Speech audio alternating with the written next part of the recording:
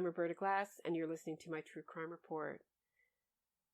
I'm speaking with Toni Natalie, who was involved with Keith Raniere, who is known now as the convicted cult leader of NXIVM from 1992 to 1999. She's written a terrific new book with Chet Hardin called The Program: Inside the Mind of Keith Raniere and the Rise and Fall of NXIVM.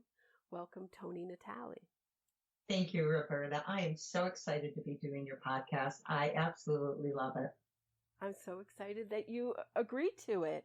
So you write in this book that you believed it was your destiny to meet Keith Raniere. Why?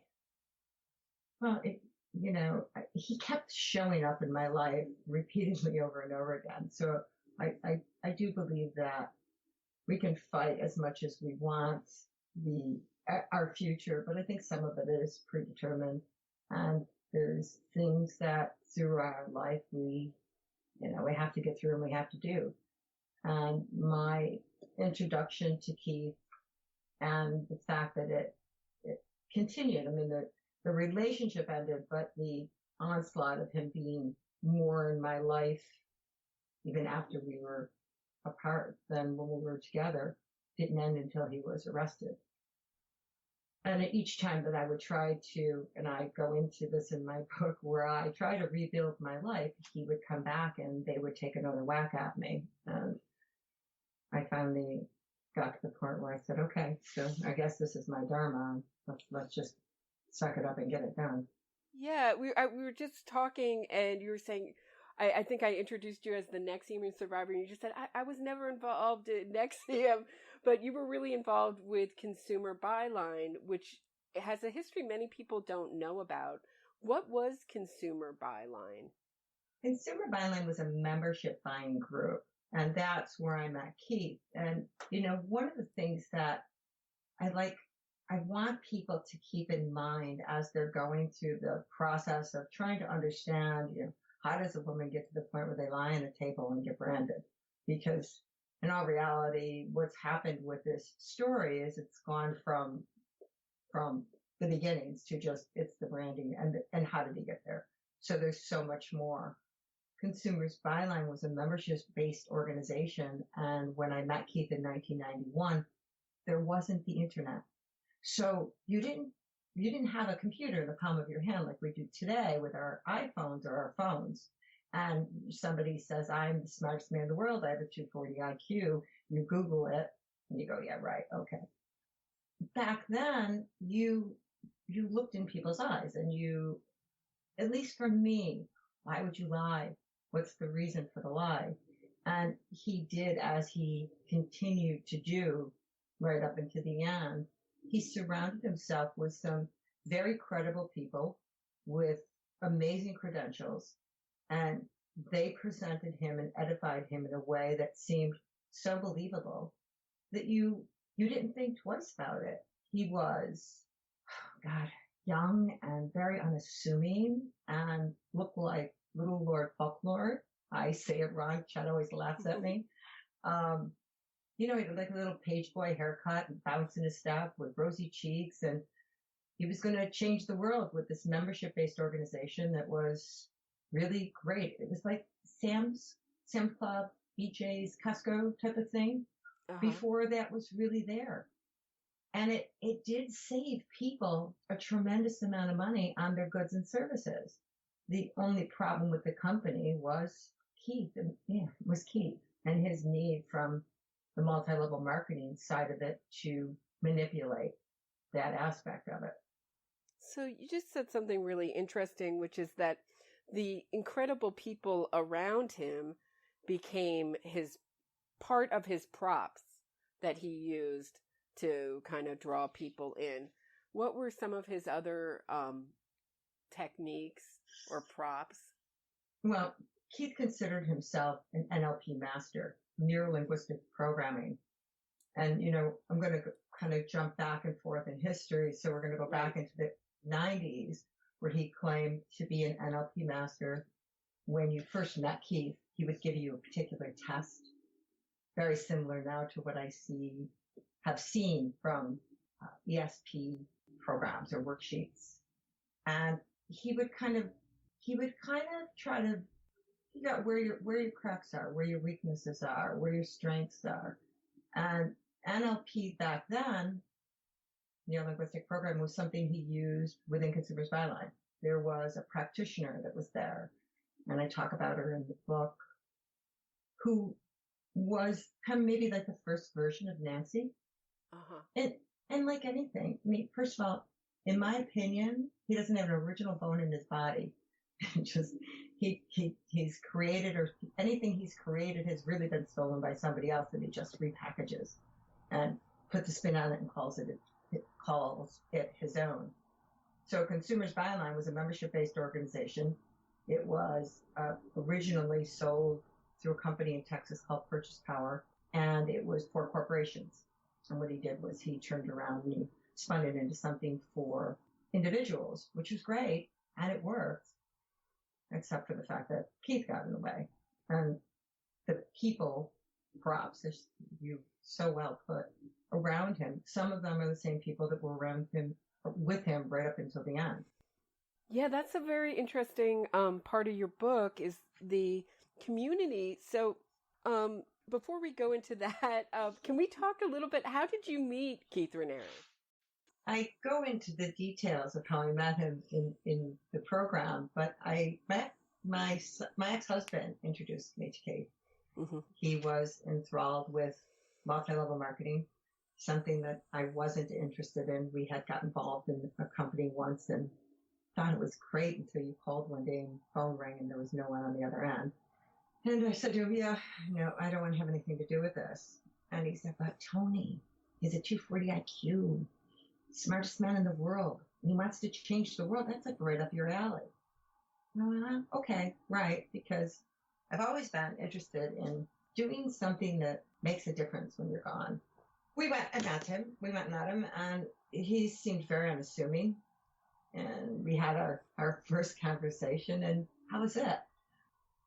Keith he's conned everyone from the Dalai Lama, Sir Richard Branson. I mean, his technique to be able to manipulate and draw you in is kind of historical. Well, he honed right in on the fact that you were a smoker and that he could help you, right? Quit smoking. Yes, with his NLP skills. So he could help you. So he was, he already knew, there's no smoker who doesn't want to quit smoking, Mm-hmm. So he honed in on something that you wanted and exploited that. And you talk about the session, you say you thought it lasted 15 minutes where it really lasted like 2 hours and 20 minutes or something like that. Yeah. So was he doing hypnosis on you? And do you think you're susceptible to hypnosis?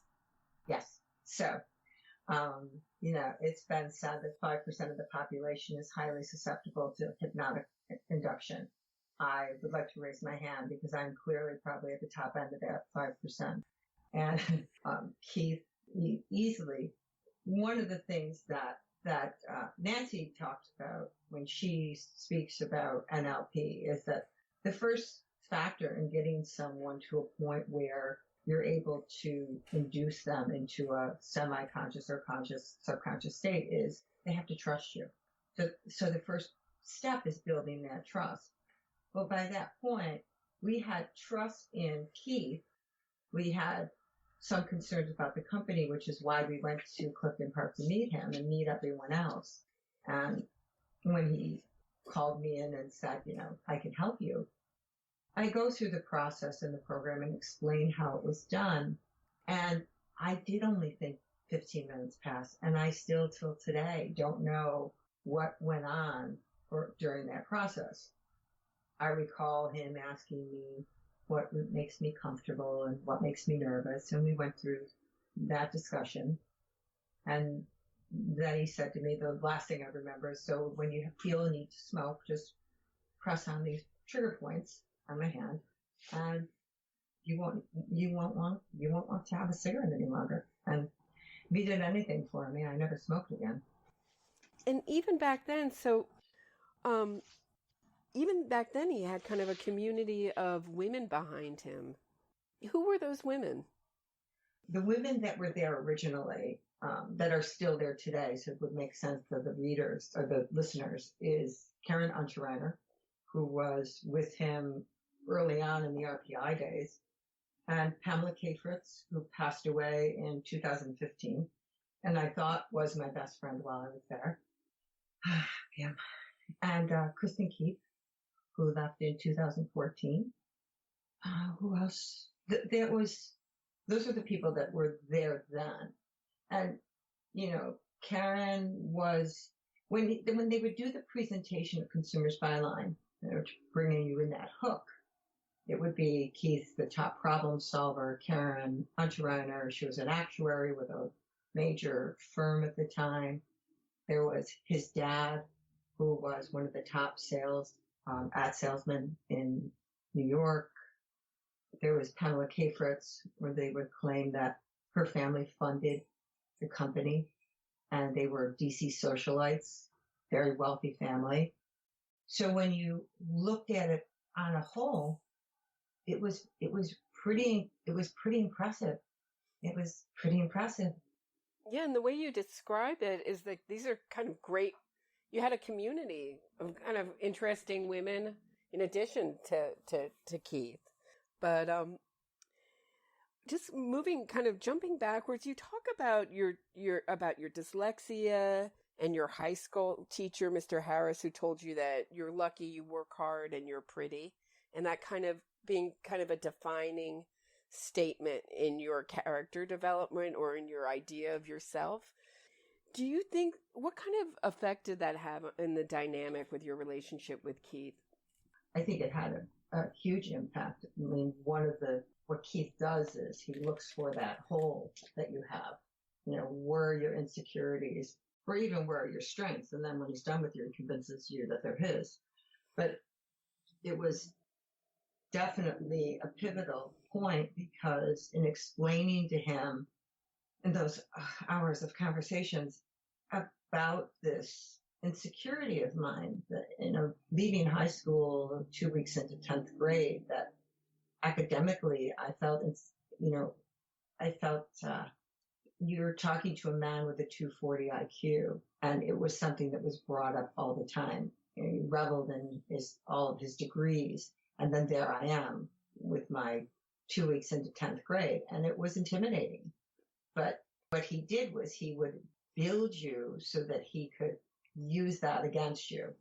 So he knew that was kind of, that young 30 whatever old person that was there did not have the self-esteem to be able to realize that it wasn't my academics or lack of that moved me in the workforce. It was my determination and my work ethic. And when Keith brought me to that point where he pulled me in, he used what he knew was something that was quite a sensitive point with me to kind of keep me in check. So he got me to where he wanted me. And then he said, well, okay, you know, we can't tell anyone because you really don't have this academic background to be able to hold this position. Right. And it became a reason to keep your relationship secret. Mm-hmm. But the purpose of that was really to keep his relationship with all the other women in the that were in the circle that he was sleeping with also, you know, from sort of knowing, right? Well, I mean, so it's yes, and no. Yes and no. So back then, remember what he was presenting was a business opportunity. Uh-huh. So this wasn't hordes of women wanting for self-improvement or men. Right. These were a lot of men and businessmen for that, and business people that were looking for an opportunity. Consumers Byline would have meetings with 500 to 5,000 people. It was a big organization. And I'm waiting now that the book is out and the website, The Fall of NXIVM, is up for, I've had quite a few people from the Consumers Byline days reach out, and then I'm hopeful and I'm waiting to hear from others. I don't think leopards changed their spots. So what he was doing on a full-blown open scale as the Vanguard, I'm sure he was practicing as Keith Raniere, the CBI businessman. It's almost a comical part of your book where he says, you won't understand. You don't have a 240 IQ. It's almost like the pat answer for everything that he wants to get away with. And you also talk about two of his other strengths being his ability to look in your eyes and listen. Yes. And another one, of course, being his sexual prowess. Yes, the God has a sense of God has a sense of humor. I understand it stopped working. I think that's great. Dear. Scott, she has a sense of humor. So Keith listens. His ability to just hone in and listen to everything that you say and take that time and be patient. He's very patient. Is I think how he succeeds with these women. Back to the CBI days, there was Karen Unterreiner, who was the actuary, and Kristen Keith was there, but to me, she was young, she was a kid. There were Pam Kafritz from the DC family, and the way that it was presented was, we're all living together because we just started this company and we're saving money, kind of pinching pennies. So he takes it and makes it very plausible. And the fact that they were aware and I wasn't aware made it very easy. It wasn't what he had, from what I understand at the trial, a rotating 20 women that all knew about each other. Mm-hmm. It was a different scenario. He hadn't quite perfected that yet. It wouldn't have worked with me, so it was easy for him to be able to manipulate me, at least for a short amount of time. And then I finally said, yeah, no, I want to go, and then we go into the next phase of his life with man. So, did he ever talk to you about Scientology or his knowing anything about Scientology? Well, he was reading Dianetics. Oh, okay. Well, that's a pretty big clue there. Yeah. I mean, like I said, there's nothing original that I've ever seen. And it sounds sad that I hang on to, okay, maybe that was, no, it was someone else's. So he's lazy, so he's not capable of doing that. He takes other people's concepts and ideas and work ethics. And if anybody had the 240 IQ in that house, it was Karen Unterreiner. It certainly wasn't Keith. But go ahead. But because he had these women that were willing to support this and help to, in order for him to get to the point where he had to have enablers. And the enablers started very early. And they knew a lot of the things that were going on behind the scenes that they, for reasons that only they can answer, they chose to keep quiet. And had they not, on many levels, so many things would be different, but we can't do anything about it at this point. But they stayed with them. And when you have, even if you get that little feeling in your gut where you go, oh, this doesn't feel right, but everybody around you is going, yeah, no, this is great. You think it's you. And then they convince you that it's you. And through the ESP classes, that happened even more so. So it was the distilling down until you isolated out the people that you really wanted to be able to manipulate. And then the brilliance of his evil in taking and creating all those different curriculums. So if you were interested in acting, you had the source. And if you were interested in media, you had the knife. It started with Executive Success Program. And when, in my opinion, the media caught up with him with that 2003 Forbes article, they started switching it over into NXIVM, which is a difficult word to spell and hard to Google. He's right. Not stupid. He may not have a 240 IQ. Uh-huh. He's diabolical is what he is. Uh-huh. And that's the reality. He didn't get to this point because he was stupid. He was diabolical and evil and had a lot of help. And he was very interested in Ayn Rand. Yes. Why do you think he honed in on that book? No, it's good versus evil type of thing. And there was the creating of his own fiefdom in effect. And that's what Keith always wanted. He wanted his own land, commerce, language, his own place that he could control. And I think in some of the Ayn Rand philosophies, that's the John Galt. Who's John Galt? Who's Keith Raniere? That's where it goes. And he was practicing. Yeah, and it was practicing a lot on you too. I mean, I don't think I'm really getting across that your kind of personality became kind of the clay for him to start molding his techniques early on, even writing these amazing, and I'm sure now that you say that everything he does is not original, I found some humor in his graphs that you have in the books for you, They're your humorous problems. now, Roberta. They weren't at the time, but they're funny now. Yes, you're right. I was like, if that's original, that was maybe his greatest comic work, at least, is, of your personality and your faults and what's going to be your ruin. And even back in the consumer bylines days, he was using words for himself like, I'm fully integrated, whatever that means, but, and that you were somehow some kind of problem to be fixed by him. Yeah. I was his, I think that Keith, as I said, Keith needed enablers.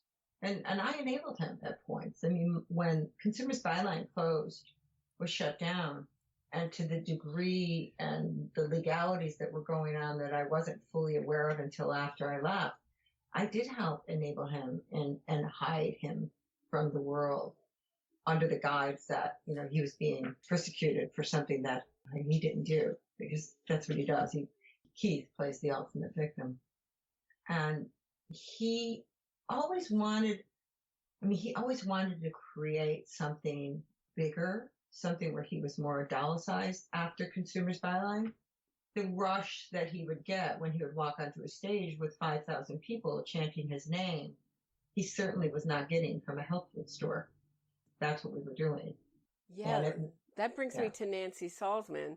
And you write in this book that you wouldn't have met Nancy Salzman if she weren't full of shit. Can you explain? I think she's still full of shit, honestly. But sorry, Nancy. Nancy had a digestive problem where she was constipated, and there was a mutual associate. It was a mutual friend, let's say, that brought her to me because she had been a member of National Health Network and was getting her supplements and her food and different things. And I would help people through different nutritional books and supplements, just talking to them about their diet and things, clean up their diet and get on the path of being healthier.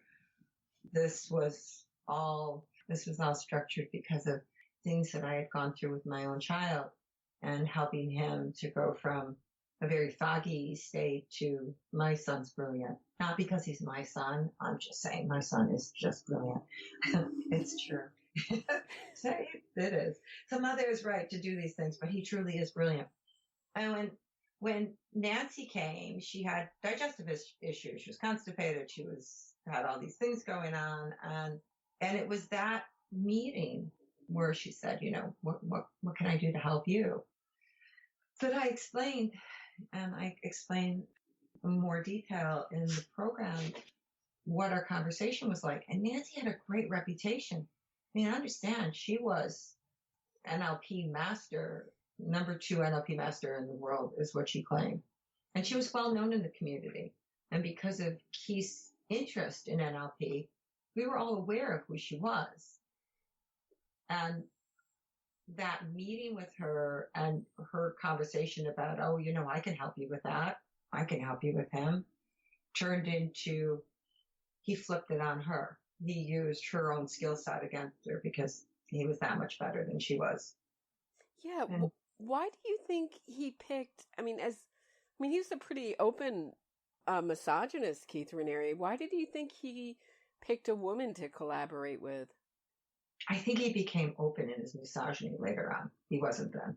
Okay. And it's very, I mean, I also had an idea that maybe he was just so parasitic. You had this, you also had this concept that you describe in your book about being about parasites and sort of like more functional members of society. I found that very ironic, considering that, you know, he kind of sucked off other people's wealth and talents and ideas, you know. Absolutely. And it took a long time for me to understand that.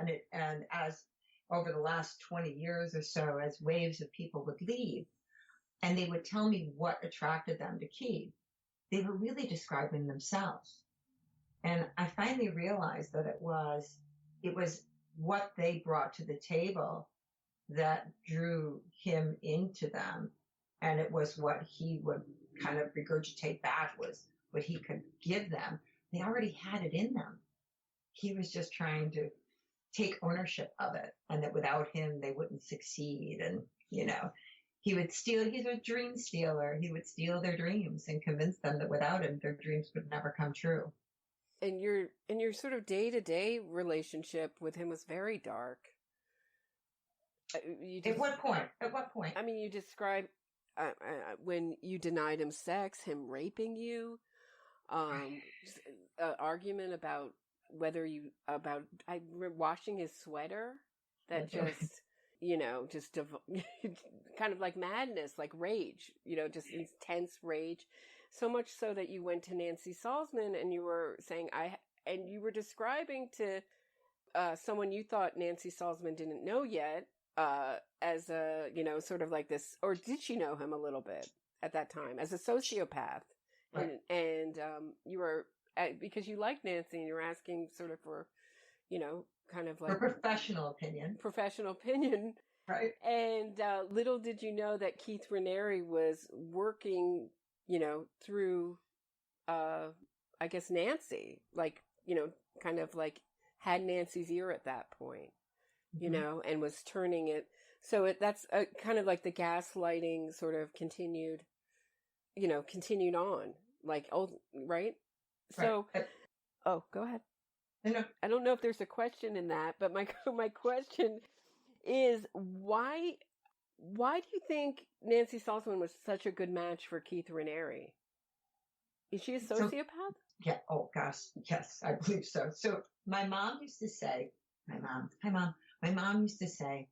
in order for Keith to be with me, he had to be normal. And it was as normal as he could possibly be, because I had a child, and there was breakfast in the morning, there was dinner on the table, and we would jump in the car and go visit.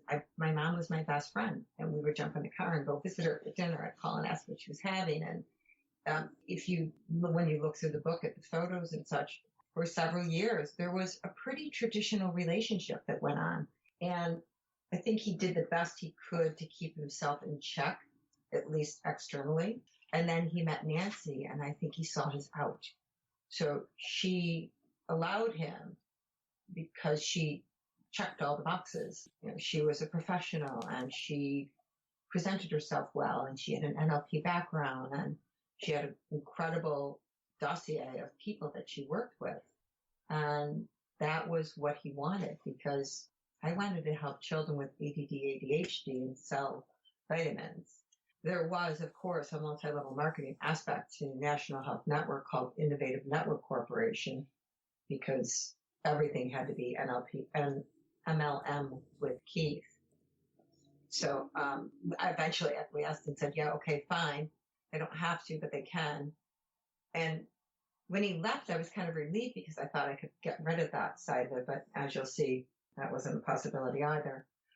But Nancy, because of Nancy's background, because of the things that Keith ascertained in his first few meetings with Nancy, he knew where was her line in the sand.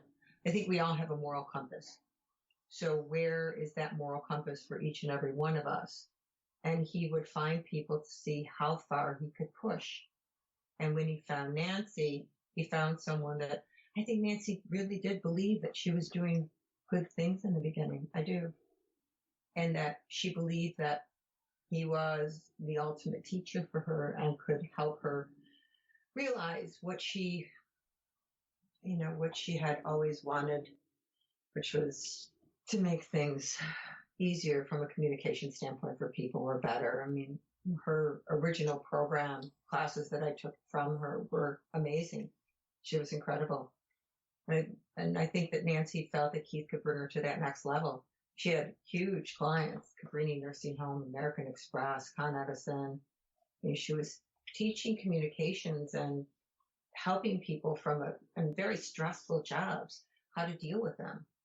And he saw the value in her, just like he sees the value that he can suck out of everyone else that he brought into his circle.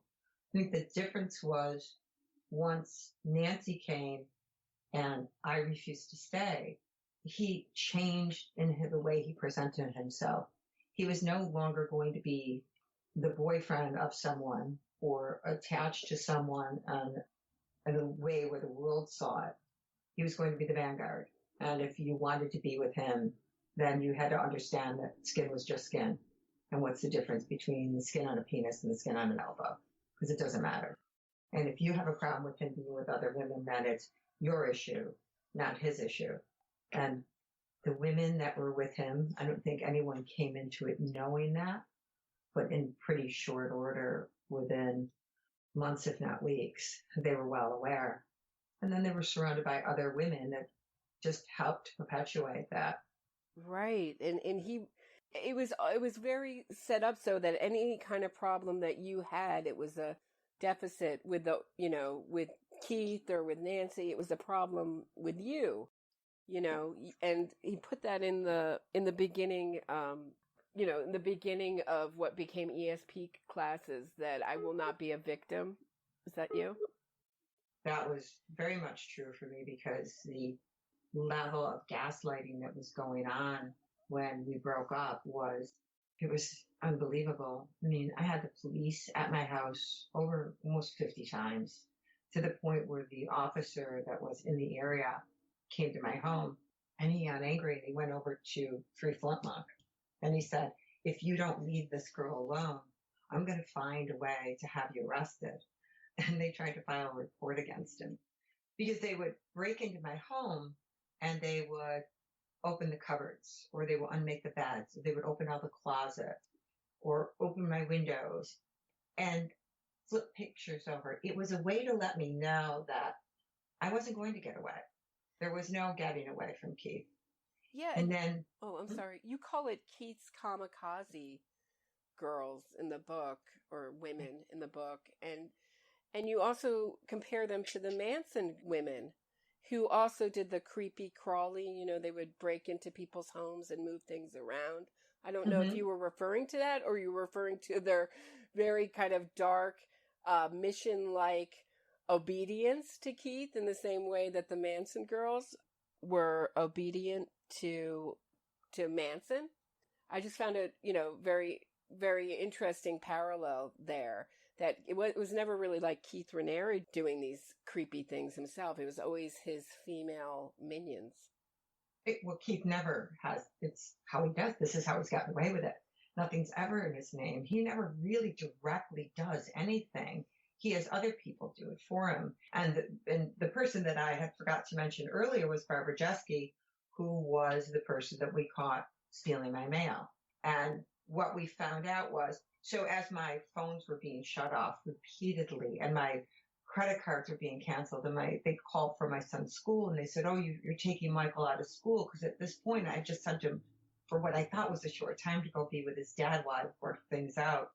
And, the gas and electric, and just, it seemed like I was under siege. It didn't matter what it was just being screwed with.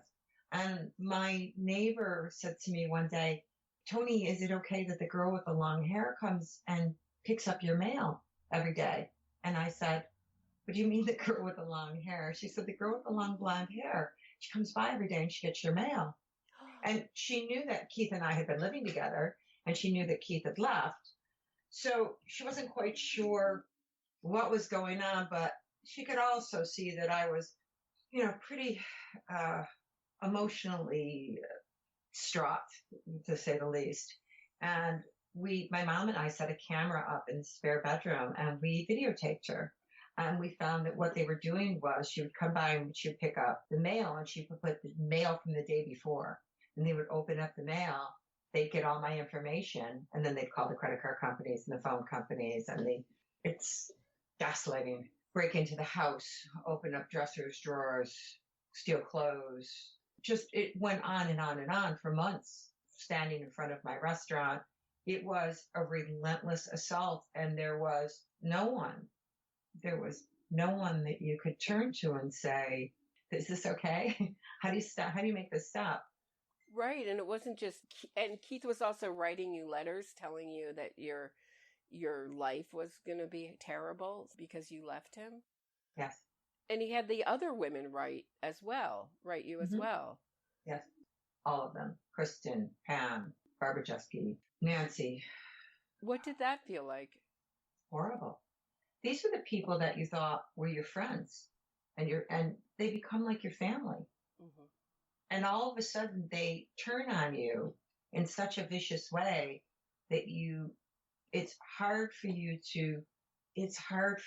to handle that type of an assault.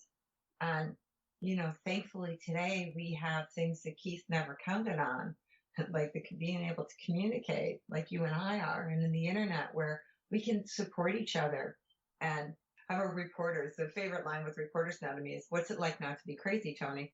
I go, well, I'm not sure if I'm still not a little crazy after all of this, but it's nice to be believed. And when there were no resources to go to other than like my mom, and your friends are turning against you, it's hard. It's a hard thing to deal with. You even saw that even after sort of so much of the story of NXIVM, which you weren't in, but came out, right? Mm-hmm. You saw that among people kind of other journalists and people looking in on the story couldn't really fully take in the horror of it. And you could see them kind of minimizing things. Well, Claire Bronfman didn't know what was really going on. These women, it was really this person that was really terrible. You know what I mean? It was kind of like making the story a little bit more easily digestible, because it's really, all this stuff is really dark, I think for some of the later reporters that was true. In some cases, because it is a lot to swallow. There's a lot to this story. There's so many pieces. I hope everyone writes a book. I hope everyone tells their story, because it'll speak to different people. There's different aspects that will speak to different people to help educate them and wake them up and help them to understand. The early reporters that realized Dennis Husko almost lost his job, mm-hmm. and the effects that it had on Jim O'Donnell's life, and Susanna Andrews, who ended up being my co-defendant in a civil case. There were some reporters that really went Chet Hardin down on the mat to try to expose this. Sure. And the ramifications were, it's hard to fight the Bronfman's money. When you don't care what the outcome is of a legal battle, when you don't care, then it doesn't matter. So the relentlessness of the lawsuits, it didn't matter whether they won or not. I still had to defend myself. And had Keith let me walk away, because when I finally got to the point where I realized that he wasn't just going to let go, I had to just wipe everything out and get out. Well, they wiped me out, so they didn't leave me with much of a choice. I was young enough that I thought, okay, grab Michael and start over again. But there was no starting over. It never stopped. The day he was arrested, he was suing me in the state of Washington and trying to have me extradited to Mexico on false charges. It never stopped. This is not what I chose for my life. This is what he chose for me. And yet people say to me all the time, how did you do this? And now that the book is coming out, it seems to be most asked question, how did you manage to get through all of this? How do you not? What were my options? I never in all the years countersued, did anything to retaliate in respect of legally. I just kept waiting and hoping that it would go away. it just never did. What were you being punished for? Was it for rejecting Keith and leaving? Yes. Okay. Yeah. No one moves Keith. And I think because the position that he gave me in his life, which is not a position that he had given anyone before or has anyone since, I think he felt that I should have been thrilled with the fact that I had this special relationship with him, that he gave me what I told him I needed after the first time we broke up. And I said, this just doesn't work for me. I have a child and these are the things I need. And he did help to provide those things for several years, but he just couldn't take it anymore. You know, his crazy took over and he had found somebody that let him be crazy. So the fact that I wouldn't go along with it and that I knew too much about him, I think is part of the issue. I had his collateral because he reinvented himself as a renunciant. Roberta, was hysterical to me. I remember, right. It was a really interesting part of his bail hearing, right? Because he's saying he's going to have all this stuff. He's going to have armed guards and all this stuff, but he only owns half a house and that's it, or something, a little bit of money. And so it became a real issue trying to hide, Claire Bronfman's support of him. But you see that pattern in your book very early on, that he said, he's signing other people's names to things. He doesn't want to have, just found out you own some patents of his. Can you talk about that? Well, there were patents that were developed early on in the early 90s. And cross-point communications are global technology solutions, depending on which court filing you're talking about, where Keith sued AT&T and Microsoft for infringing on these patents. And what came out of the status hearing was not only they never got to that point, but what came out from the hearings was not only didn't he have standing, but he didn't own the patents, and I owned the patents. The patents were owned by a company called GTI that apparently I was the owner of, and that made him very unhappy. So he tried to say that there's the judge down there was great. She pulled him up on the stand. The transcript is just a brilliant, beautiful thing to read. But he talks about how he just gave it to me, and I was holding on to it for him.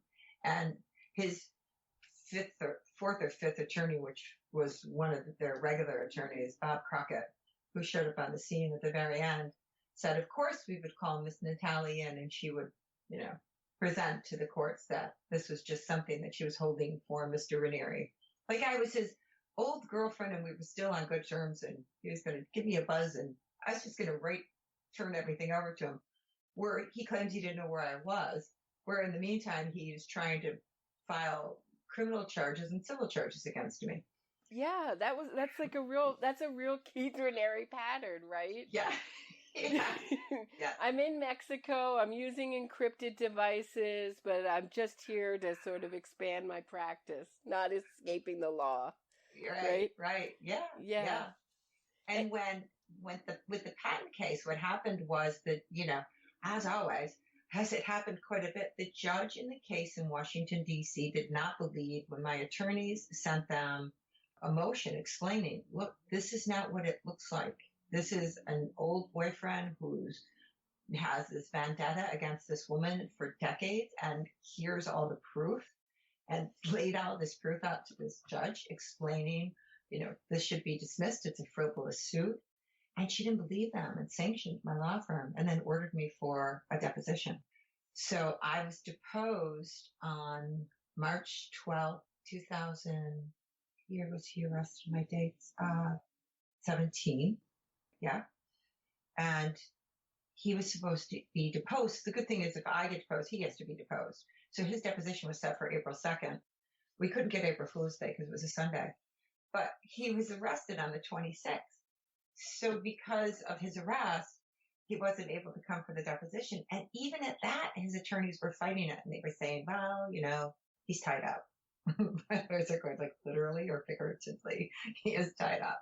Wow. How did you hear about his arrest, and what did that feel like? It was amazing. It was amazing. Dennis Husko, which I thought was just perfect that it came from Dennis. Dennis was the first reporter to really dig into Keith and start exposing to the point where, like I said, it really affected his job.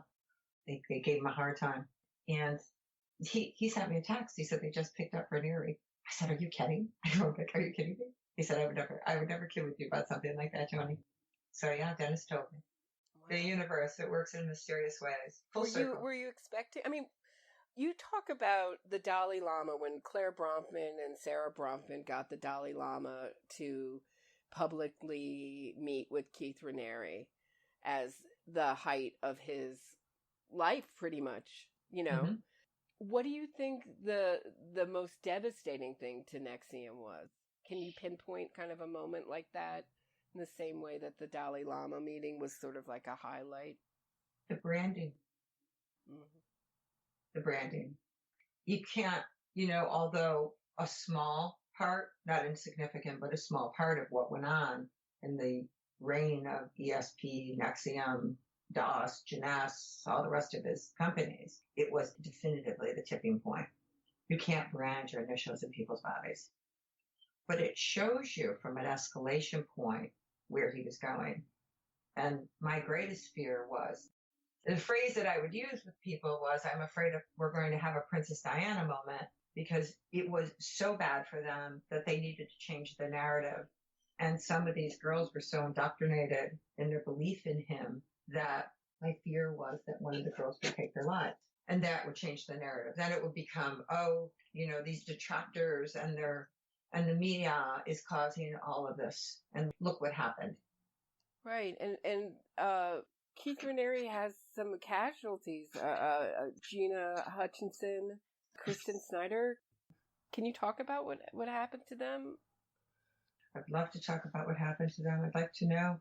So it's purported that Gina Hutchinson went to a monastery up in Woodstock and took a shotgun, and she committed suicide. Kristen Snyder, and anyone that follows me either on my Twitter or my Facebook knows that Chris's death has been something that has been with me since Dennis Husko contacted me in 2003 and was talking to me about it, because at the time, the similarities, Dennis and I had been communicating. What I had experienced and shared with him in my relationship and gaslighting with Keith, I thought I was the only one. Because that's what you think. You think this is only happening to you because you can't believe that it could happen or is happening with other people.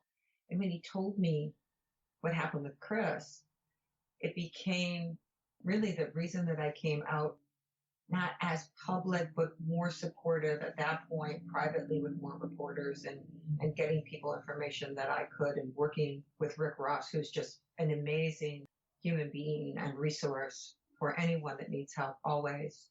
And Chris left a suicide note, and her body has never been found. And there's a lot of questions that need to be answered with that. The way it's been explained is there was an intensive that she was at, was the last intensive that she was seen, last time she was seen, and she disappeared. Well, there were a lot of people at that intensive. There's questions that need to be asked. What happened? Where did she go? Why hasn't anyone been interviewed? And if you go back to when it happened, there wasn't the level of exposure for NXIVM as there is now.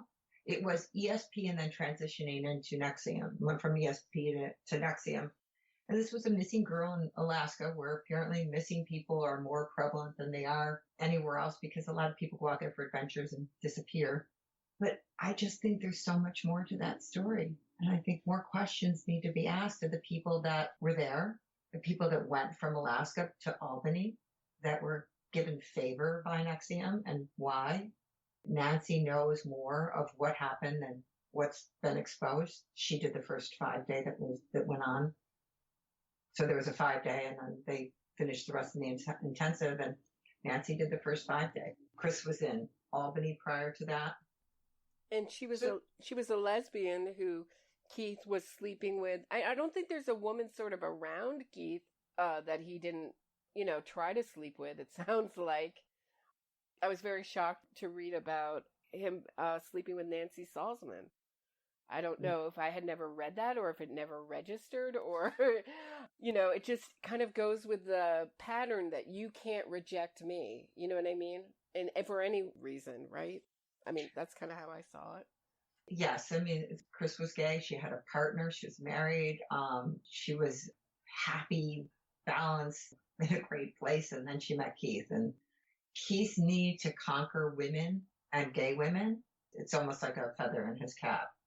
There was a woman that was there back when I was there in the early 90s she was gay. It was definitively that her preference was female.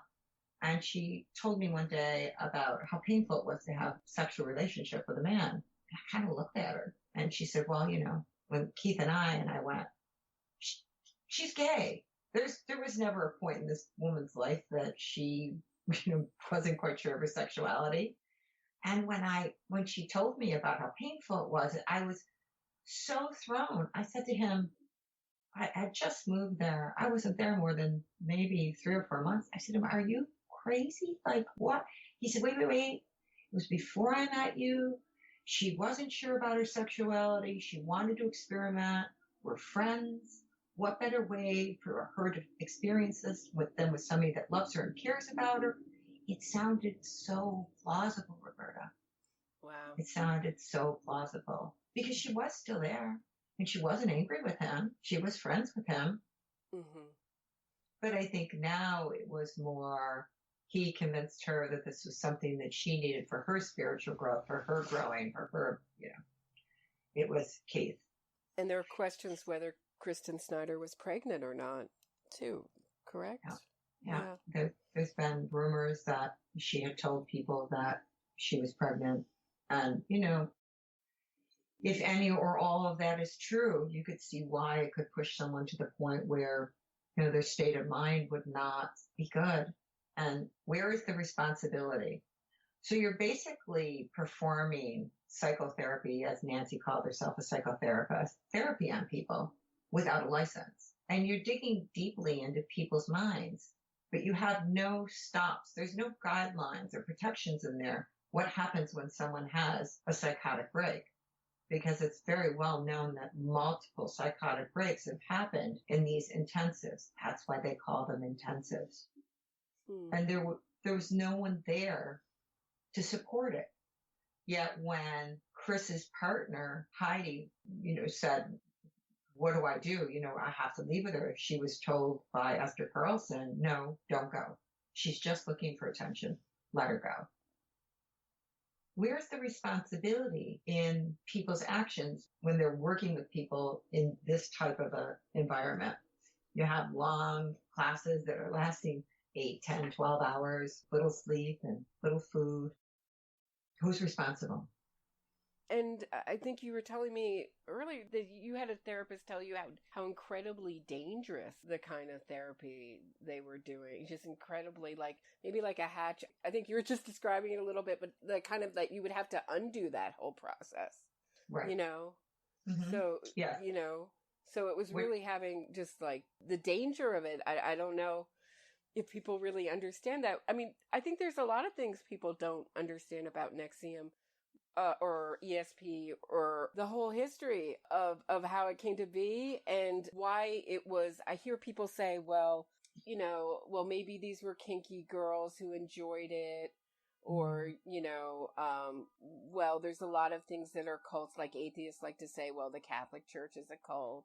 Why are we picking on, you know what I mean? There's a lot of apologists. What do you think people don't understand about this story? I think the fact that it's such a slow drip and the way that it's done. So if you take that 5% of the population is susceptible to hypnotic induction, and you have a full-blown psychopath that's at the helm wanting to see how far he can push his agenda, and you distill it down to where we were to DOS girls, it's Susan Jones, who was she owned a center in Tacoma. She was one of the NXIVM 9 that left in 2009, shared with me a video that brilliantly explains what and how it works. It's called Darren Brown, The Heist. And I got to the point where I when working with attorneys or anyone else, I'd say to them, I'll pay you your hourly rate. It's 45 minutes. Just please watch it, because it gives you a very good understanding of how you can distill down into a group of people and find the people that you know you can manipulate. And that's what he did. And it wasn't that I didn't see that a lot of these women were also tied to Keith, as it was more one woman tied to Keith, and then you were tied to other women. You were tied to other people, other friends. Mm-hmm. You didn't just lose that friendship, you lost everything that went along with it. Yeah, cult leader Paul Morantz talks about that. He said the appeal is not so much the leader as the person in the group who you really relate to, who's like you, and the community that you get attached to. And the isolation, right. Right. Yeah. I mean, these were incredible people. I mean, mm-hmm. that were involved with Keith. That was what was so shocking to me. Like, not that I thought they were terrible people, but just, looking at, of course, you were there, you're pretty much there every day of the trial, but with Daniela's little newsletter that she did. Yeah, I know. When she was held up in a room in isolation was just, you could put me in isolation for a couple years. I would not come out with such a perfectly crafted, witty, smart little cartoon like that daily, So just the richness of talent and intelligence of some of the members were really so much more than the person than Keith. Absolutely. So mediocre. Yeah. Yes. I mean, people would say to me, oh, they're this, they're that. I go, no. You don't understand. He draws really fine, good people. These are really good people. No one joins a cult. No one gets into an organization that professes to be self-help to fuck people up. They get involved because they want to make a difference. And because he's flashing this 240 IQ, we have Nancy Salzman, the prefect, who has an NLP #2 in the world. She's a master. You have the money of the Brofmans. So you have all these shiny things where you think, well, of course I want to be like that. I want to be wealthy and I want to be successful. And look at these people, how they present themselves. It's when you look behind the curtain and you see what's going on that's pretty dark and dirty. But the initial, I don't know, Roberta, I didn't miss 1 second of that trial. Not 1 second. Nope. And, I would even, like lunchtime, I would run, use the ladies' room, eat something quickly and come back in because you got really interesting things that went on in between before the jury came back in. I had 4 gigantic notebooks full of things. And it was amazing to me to listen to the witnesses and know what he was doing to me at the same time that he was doing these same things to other people. And then the realization that the only way he got there was with the people that enabled him. That's why they call it a criminal enterprise. Now, they all didn't know what the other was doing, but they were all part of how he got to where he is today. And I think there's key people that were there from the beginning that were very well aware. Some that I think have gotten away with murder or should be held much more accountable than anything that I've seen. And hopefully it's not over and we're going to go to the Northern District. But I didn't know, or I don't know, I was blinded. And then there was decades of doing things that were blatantly illegal and harmful and destructive to so many lives. And it's hard to just say, yeah, just didn't have any idea. It's just tough. Right. It's tough. Were you there?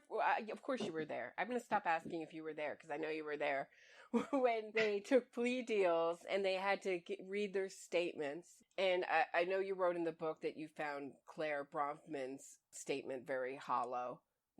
Which she said, my money gives me more responsibility to obey the law, which was like, I'm so special. Right. Like breaking the laws for the little people. It was so insulting. And hollow. But it shows her entitlement. It shows how entitled she still feels that she is.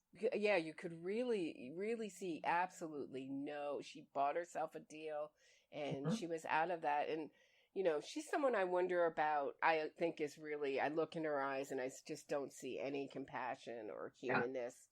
Yeah. And I wonder if she was attracted to, of course, in bettering herself, but some of the darker elements were really appealing to her, of NXIVM. Has to be. How do you do that and not have that? I mean, she was in charge of so many things. How do you not know? How do you not know from a legal standpoint that you are litigating someone into oblivion, something that they use as a device over and over and over again? How do you not know that? You know you're destroying that person's life, wiping them out, pushing them into bankruptcy, person after person.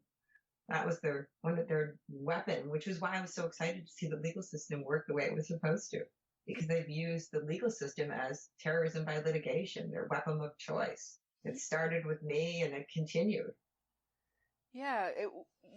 People ask me all the time about Epstein and NXIVM, if they're connected. Do you think there would be as much press on Epstein if we had the NXIVM story not broken? I know, Epstein's story's been around for a while, but kind of exploded recently. Do you think it would be as big a story? I think it started with Weinstein. Okay. I think it started there, and it gave people okay, so this is really happening. And then the NXIVM story happened, and then the Epstein story happened. And God help us, there's going to be more, because the people in power have been, a lot of people in power have been allowed to get away with things for years that they shouldn't have. And until they're held accountable, until people call them out, it's going to continue to happen. And that's why it's so important for people to feel they have a safe place to share their stories, to talk. I had someone contact me the other day who 30 years ago Keith approached, and with the same lines that he's using on these girls today, she said, I could not believe it. But, the fear of not speaking out because the fear of reprisal is, listen, it's real. So, how did this whole experience change you? It's made me who I am today. And so now I move forward, and in moving forward, I hope to be able to provide a platform and a place for people, not just for NXIVM. Coercive control goes on everywhere. It's in academia. It's it's everywhere. It's in every facet of our life. So finding and giving people a safe place, and eventually we'll be pulling together resources for people to be able to go to. My only resource when I left was Rick Ross. Rick was sued for 13 or 14 years before they ended his lawsuit. And yes, and they also had plans for a cruise ship. Can you talk about that just briefly before as we're winding up?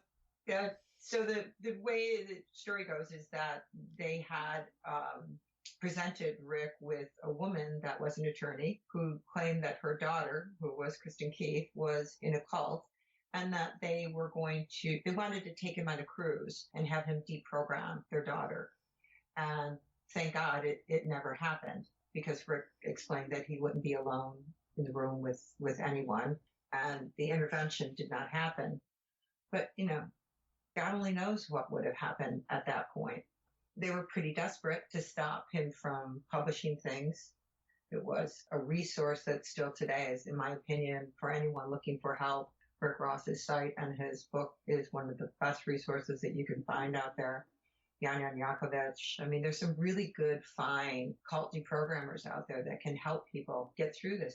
It's not an easy thing, and it's a hard thing for people to talk about and to admit that they were, I don't want to use the word duped, but that they believed in something that turned out to be such, not only false, but so negative and such a negative force, when in all reality, they were really trying to do better. You need to find the resources to help you. Yeah, it's very freeing to say I found in my life to say I made a mistake, or I was, and just be like, yep, I messed up, or I need work, or I did something wrong, or, and I'm very, very glad that I can say I'm sorry and make amends. And that's why I think it was so difficult to watch, someone like Claire Bronfman make such a hollow apology for something so massively destructive. Did you feel any of the defendants were sorry or contrite? I think the person that I felt the most pain for was Lauren Salzman. And I know there's going to be people out there that aren't going to like this, but, I don't have a lot of filters at this point in my life, and I really kind of speak what I feel. That girl, I talk about it, but not enough. Her mother, what chance did she have? The people that she looked to were Keith Raniere and Nancy Salzman.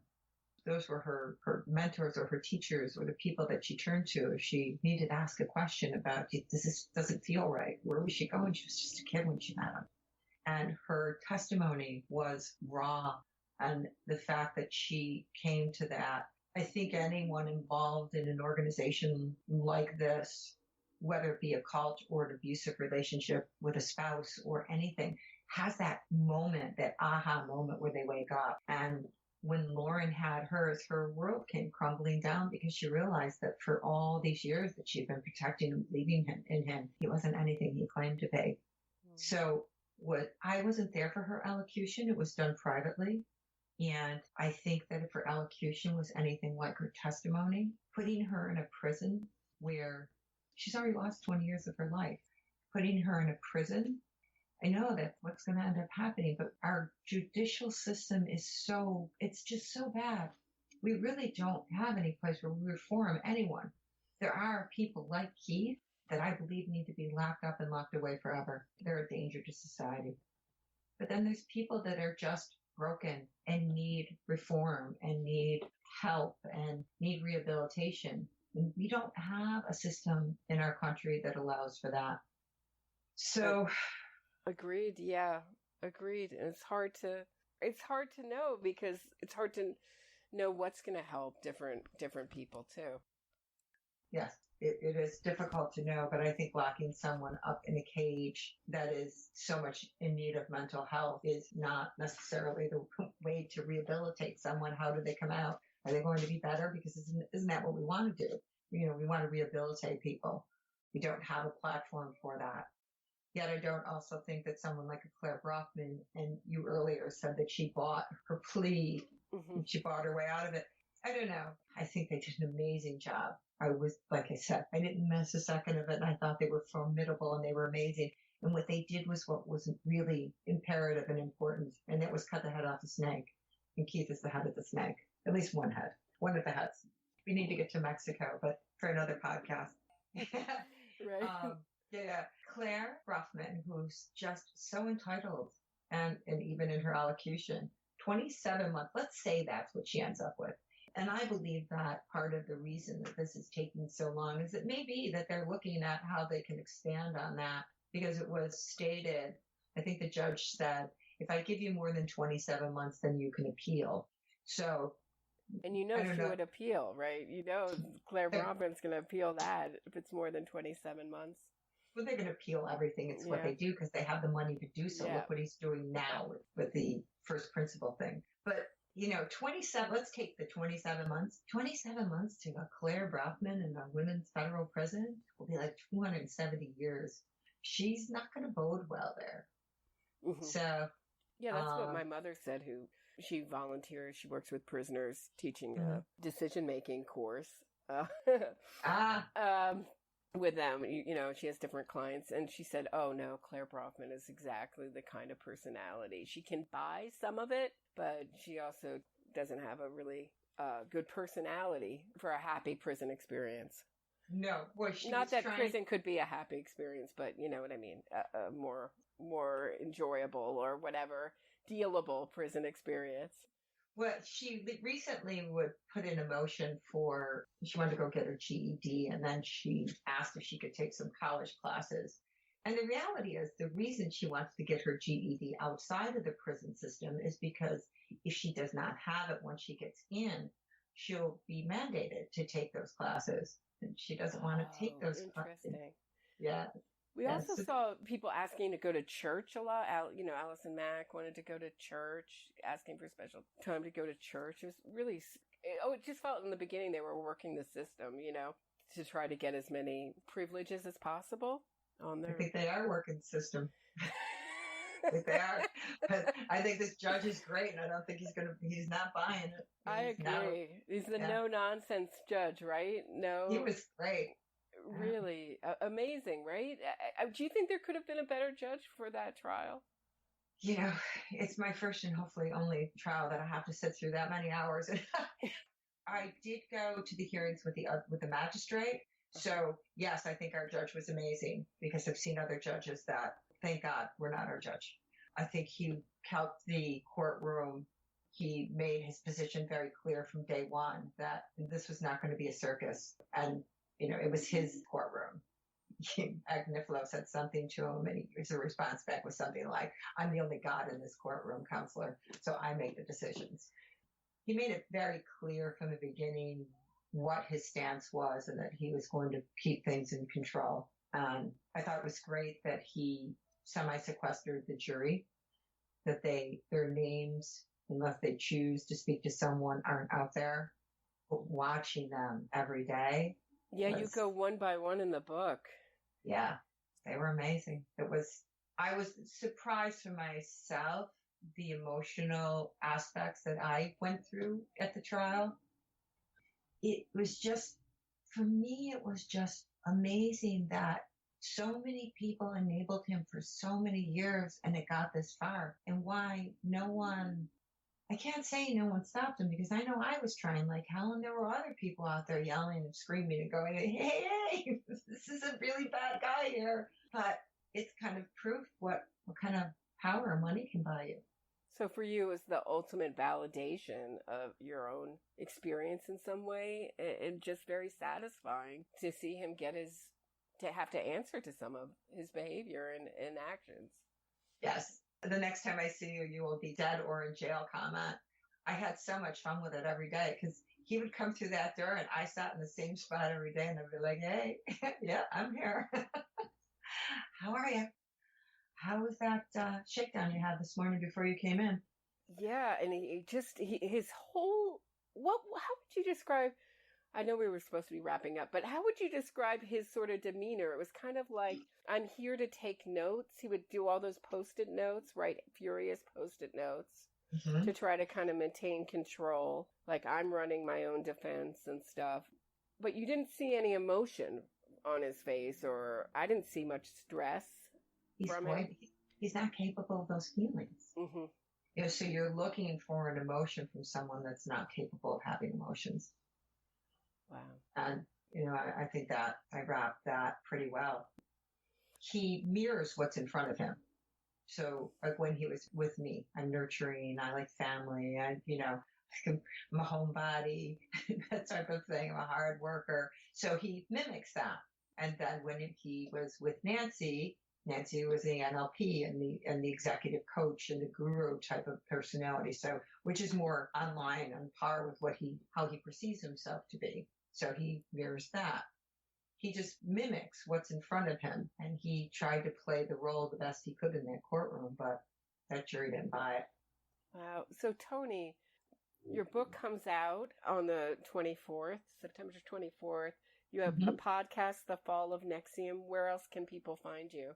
They can find us at thefallofnXIVM.com, our website, where we're trying to put together a place where people can go and get, information. People need to be educated. So where do they go for that education? So resources. So they can find us there. They can find out more about us, about Keith, myself, our life, and the program. And at Roberta Glass podcast extraordinaire. Now you can. Thank you so much, Toni, for this interview. And thank you so much for taking care of me in court and sitting next to me in court and being a great co-court watcher. I really appreciate it. Even though we weren't allowed to talk, it was frightening because I could just look at each other and nod. That's right. I remember one day I asked you, I was like, is he a sadist? And you just laughed so hard. Like, how did you not figure that out earlier? Yes. Okay. Thanks. Thank you, Roberta. Bye.